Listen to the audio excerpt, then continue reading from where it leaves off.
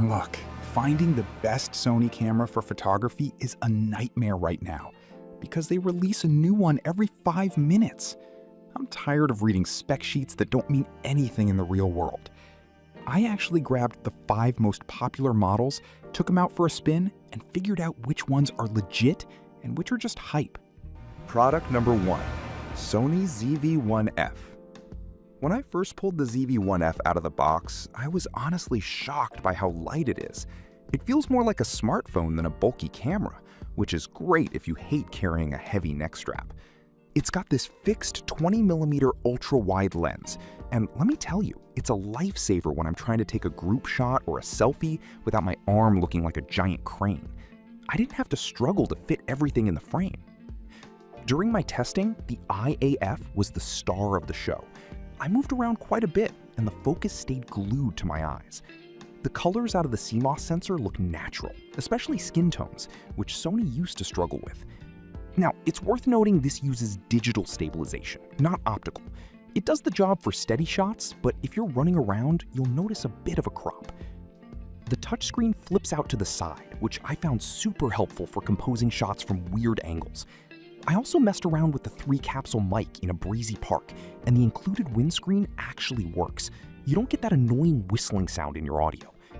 If you're just starting out with content creation and want something that fits in your jacket pocket but still beats your phone's quality, this is a solid entry point. It's simple, effective, and won't break the bank. Product number 2, Sony Alpha A6400. The A6400 feels like a proper camera the second you grip it. It has that sturdy metallic feel that makes me feel like I'm not gonna break it if I bump into a door frame.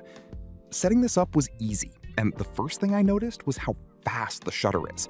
I took it to a local park to snap some photos of dogs running around, and the 11 FPS continuous shooting is no joke. I didn't miss a single frame of the action. What really impressed me was the 425 phase detection points. It covers almost the entire sensor, so even if my subject was way off to the side, the focus stayed sharp. I played around with the time-lapse feature too. It's built right in, so I didn't have to spend hours in front of my computer later trying to stitch photos together. The flip screen goes all the way up, which is cool, though it can get blocked if you put a big microphone on top. The 16 to 50mm power zoom lens that comes with it is a great all-arounder. It's compact enough that the whole setup stayed pretty low profile. The image quality from the APS-C sensor is a massive step up if you're coming from a point and shoot. I'd say if you want a hybrid that handles serious photography just as well as it handles 4K video, this is the sweet spot. It's a reliable workhorse that doesn't feel outdated even after a few years on the market. Product number 3, Sony Alpha A6100. I spent a weekend with the A6100, and it's basically the fun sibling of the A6400. It's a bit more plasticky, but that makes it incredibly light. What's cool about this specific bundle is the dual lens setup. Having that 55 to 210mm lens meant I could actually zoom in on birds in my backyard without them flying away. You get a lot of reach for the price here. The autofocus is where I think Sony really flexes. Even though this is a more budget-friendly model, it still has that 0.02 second AF speed. I was tracking my cat jumping off the couch, and the object tracking stayed locked on perfectly. The 24.2 megapixel sensor produces images that are crisp and full of detail, and the ISO goes up to 51,200, which helped me out when I was shooting indoors in some pretty dim lighting.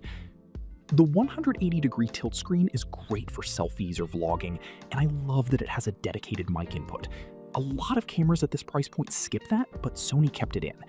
The 4K video looks great because it's oversampled, meaning it's taking a lot of data and shrinking it down for extra sharpness.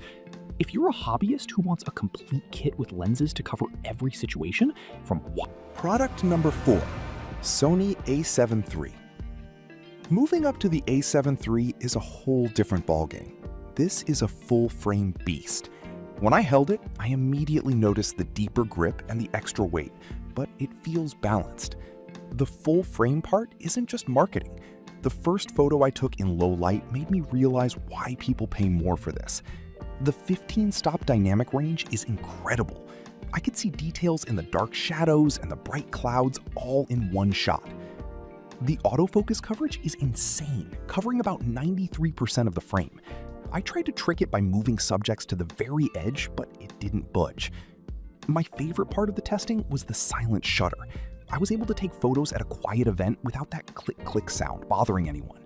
Plus, the battery life on the NP-FZ100 is miles ahead of the smaller A6000 series. I went a whole day of shooting and still had juice left. It's got 5-axis optical stabilization built into the body, so even when I used the 28-70mm kit lens at a slow shutter speed, my shots came out sharp. The dual SD card slots are a nice safety net too. If you're looking to get serious about photography or start a business, this is the industry standard for a reason. It handles everything you throw at it with professional-grade results. Product number 5, Sony Alpha ZV-E10. Finally, I spent some time with the ZV-E10. This is like the perfect marriage between a vlogging camera and a professional mirrorless. It doesn't have a viewfinder, which took me a second to get used to, but the articulating screen is so much better for filming yourself than a tilt-up screen. The build is compact, but since it has an interchangeable lens mount, I could swap out the kit lens for some high-end glass. One feature I absolutely loved during my testing was the product showcase setting. I held up a coffee mug to the lens, and the camera instantly snapped focus to the mug, then back to my face the second I moved it. No more hunting for focus. There's also a dedicated background defocus button on top. I pressed it, and it instantly blurred out my messy kitchen behind me, making the shot look way more professional. For the photographers out there, the 24.2 megapixel APS-C sensor is the same one found in their more expensive cameras, so the stills are beautiful. It's also a breeze for live streaming. I just plugged it into my laptop with a USB cable and it worked instantly. No extra software needed. If you're a creator who does a bit of everything, photos, videos, and streaming, this is easily the most versatile tool in the lineup. It's modern, smart, and handles the technical stuff so you can just focus on being creative.